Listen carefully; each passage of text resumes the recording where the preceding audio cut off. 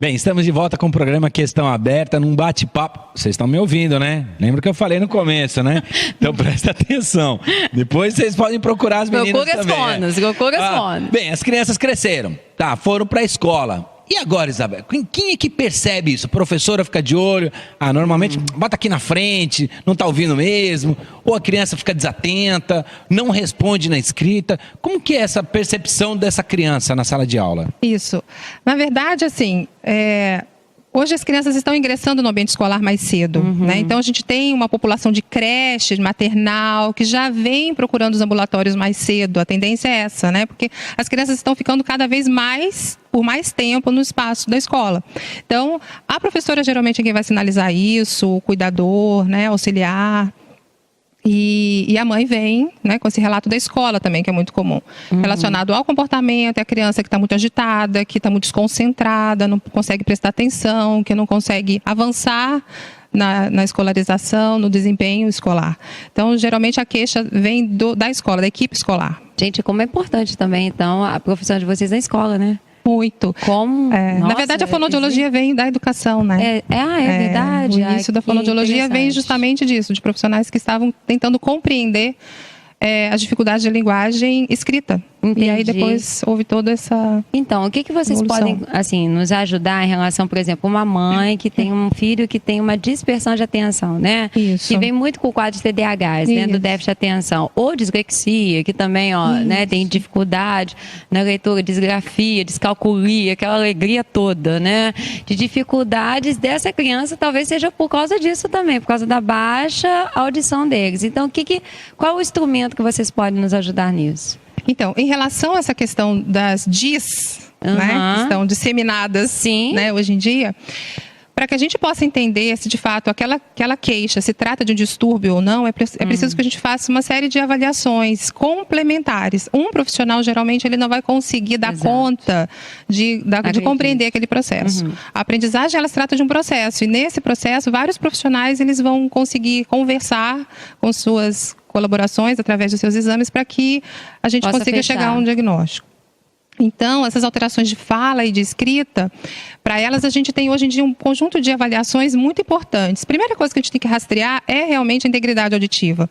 E aí a gente entra com as avaliações periféricas da audição, a audiometria, imitanciometria, que a Daiane faz, né, com muita propriedade, enfim. E a gente também tem que entender que nessas queixas relacionadas à atenção, à capacidade de memorização, que são muito comuns, eu explico uma coisa para ele, no dia seguinte ele não lembra mais nada. É preciso a gente compreender também melhor esse mecanismo de atenção e de memória que essa criança apresenta. Existe medicação para isso? Sim, mas essa medicação ela é prescrita depois de um processo investigativo que envolve uma avaliação multidisciplinar. Daiane, deixa eu te perguntar uma coisa. Então, deixa eu voltar lá na criança. Nasceu, vamos fazer um teste de audiometria.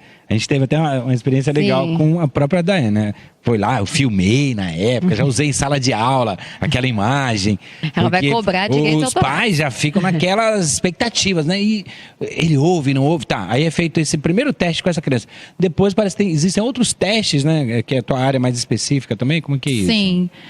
A recomendação é que todo recém-nascido, ao nascer, faça o teste da orelhinha, né? Ou emissões otoacústica.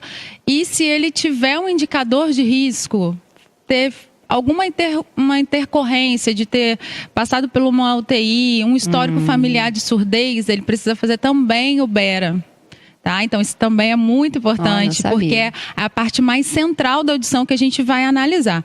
Então, feito o teste da orelhinha, eu sempre recomendo, se essa criança não tem indicador de risco nenhum para surdez, que ele faça uma avaliação de uma triagem auditiva escolar. Então, por volta de 3 anos, que a criança já vai estar no jardim, né? Já vai estar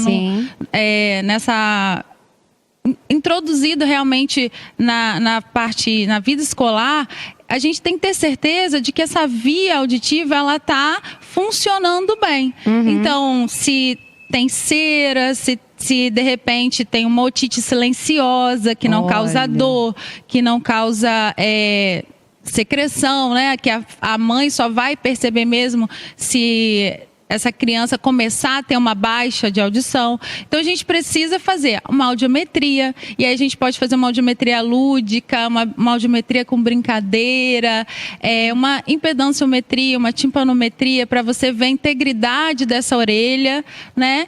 E quando a criança não responde muito bem a esses exames, a gente pode também lançar a mão desse exame do emissões otacústicas, né, que é conhecido como teste da orelhinha, mas aí ele já não tem esse nome, porque esse exame ele pode ser feito em qualquer idade, para casos em que a criança não te dê a resposta. Mas com 3 anos a gente consegue fazer uma audiometria bem legal, condicionar a criança a te dar respostas confiáveis. Ah, perfeito, perfeito. E, por exemplo, aí a gente tem as respostas desses testes, né?